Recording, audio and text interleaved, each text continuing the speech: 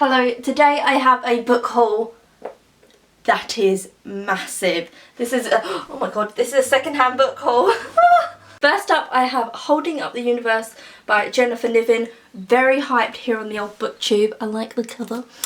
This is a YA book about a girl called Libby who's a little bit overweight, but also it shows from the point of view of someone called Jack who has something called face blindness, where basically you can't recognise people's faces again, but I don't think anyone knows he has the condition, and it's about both of them and they must link in some way, I'm guessing. Kill Your Friends by John Niven. This is about someone who's quite a grotesque character. I've started reading it and it's about this man who wants to make it in the music industry, but it's kind of a grotesque person who's a bit excessive. It's just a bit much. You're a bit much. Pipe down. Strange Deaths by John Dunning. This is a true crime and it's basically a chilling collection of terrifying true murders. John Dunning is very loved in the true crime community, of which I am a member, and so I thought I had to read something from him. This is a freezer with an arm and like blood everywhere. Keeping it classy. I then have another book that's hyped on the booktubes. This is Witch Child by Celia Rees and it's about a girl who's granddaughter of a witch. It's told in diary entry form, which is my favourite type of writing, so I'm excited to get to this. I think it's going to be quite sad. I love the cover. Imagine if that was me. Imagine if I looked like that. I'd have a better life. People would like me more. I wouldn't be such a creep. The life would be better if I had that face. Oh, hello, excuse me. Dun, dun, dun, dun, dun, dun. Look at this cover. I have a lot of old books in this haul as well. So this is a really old edition of a book, and this is the Dennis Wheatley's The Satanist, very famous horror novel, but like dun dun dun dun dun dun dun dun.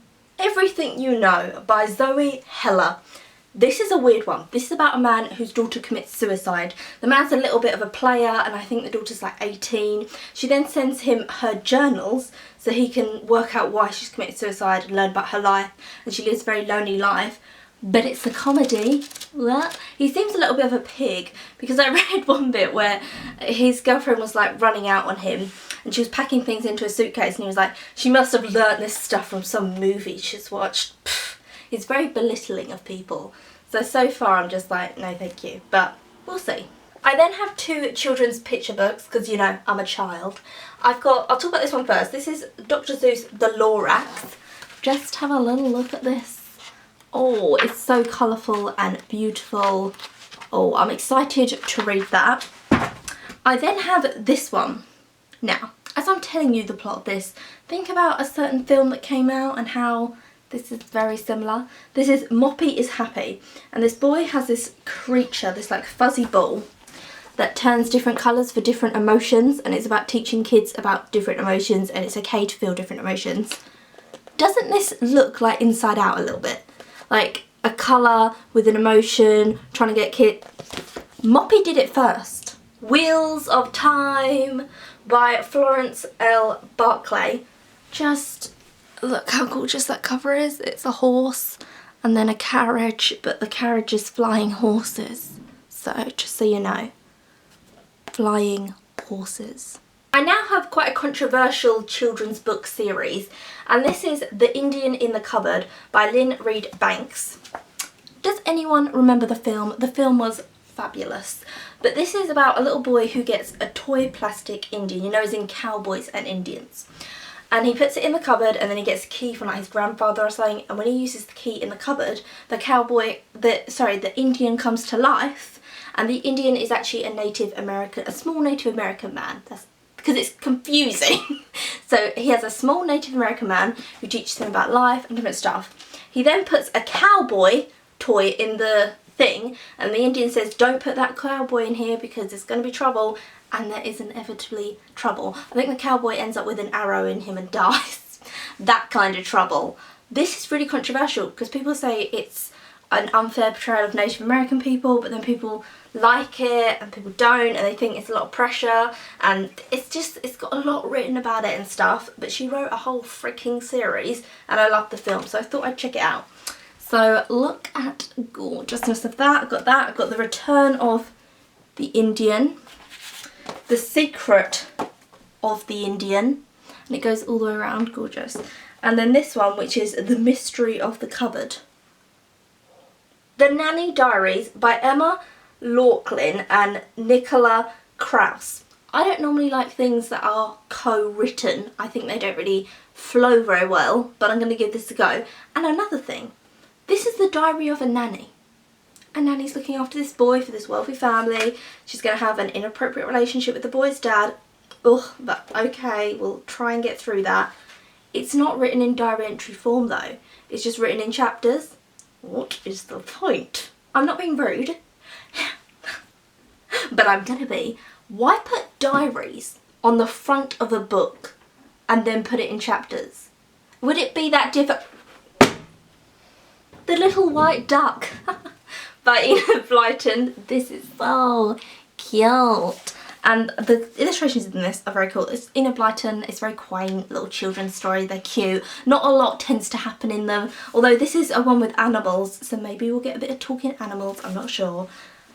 But they are in black and a colour, and it reminds me a lot of The Grinch and the illustrations in The Grinch.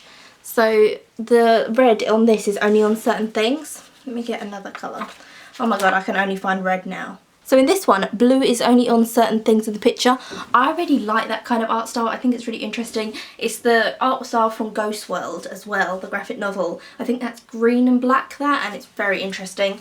Yeah, Enid Blyton is pretty cool. I have another Enid Blyton. The Sunshine book by Enid Blyton I have as well. I didn't realise that I bought two. And this is about like a little goblin who steals stuff. He's a thief. You know, it's about a thief. But it has wizards and fairies, and I thought, oh, that seems very, very cool. I then have a little children's horror one, which I really like children's horror. This is Cirque du Freak. Freak Out by Darren Shawn, and it's about an ordinary schoolboy. Whoa. What? Darren Shan is the author of this book, and yet he's made himself the main character in the book. So I'm guessing Darren's like a man who's an author, yet he's made himself the main character in this, who is an ordinary schoolboy who visits the Cirque du Freak and meets Madame Octa, you know I'd play that kind of part, and comes face to face with the creature of the night. But the author has named himself. I never see that. That's cool. I'm actually going to do that with everything I write now. And now time for a BookTube favourite kind of books. It's a cloth bound. It's a cloth bound. Everybody loving the cloth bounds. Now, Penguin cloth bound classics. I have a few. I have Dante's Inferno. I have Middlemarch. You know, I'm not a massive fan of them because I find they're quite overpriced. So I buy a lot of classics, but I buy them from charity shops and stuff like that. This was second hand. This was £3. But this is The Hound of the Baskervilles by Arthur Conan Doyle. But I don't collect these. Just telling you, I don't. I find them overpriced. I mean, this was £14 new, or you could probably get it for £12 for a book that you can buy brand new for £4.99 just because it's got a little cloth bound cover. Really? Really? We're doing that with our time now? I hope I'm not the only one that finds the cloth bound classics really overhyped, because the writing size, I mean, shall I get my magnifying glass for that? And this, so the print on the front, it rubs off as you read it. So where the label's been on this one, you can see where the label's been, and it's also rubbed out bits of the butterfly. So it's not even that well made. Let me rant. It's not even that well, like, crafted, and it's £12 for small writing, a cover that rubs off. I'm gonna stop ranting. Anyway, the cover design on this is nice. It's loads of butterflies, but they've got pins from them because they've been pinned down and killed. It's in a slip. This is The House of Exile by Nora Waln. This is Nora's real life story. When she was younger, she's American, and she went to go and live in China, and this family kind of adopted her into their like culture and way of living, and it was a massive culture shock for her. Another old book, this gorgeous one. This is by L.T. Mead, and this is Pretty Girl and the Others. This is like an ongoing series. It's very quaint, I'm guessing. There's some girls on a donkey, can you see? It's hardback and it's printed on, and it's just stunning. And look how battered this book is, the pages and everything. I love battered books. I put that on Instagram. I like opened it up and was like, look, it's so battered and all the pages are uneven because it's been well loved and well read, and I treasure these kind of books. And then last but not least, we'll end on a true crime. This is Crimes of Passion. And Crimes of Passion I find very interesting. It's just loads of different ones of them.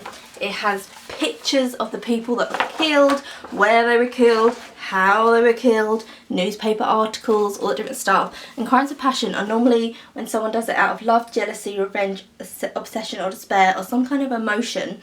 They're often unplanned, and I find them so fascinating because they are unplanned. So it's like a wife will find out her husband's been cheating, pick up a kitchen knife, they'll be arguing and she'll stab him to death. It's that kind of brutality that you just think, what? And it's someone, normal people within society that you never think would do that kind of thing.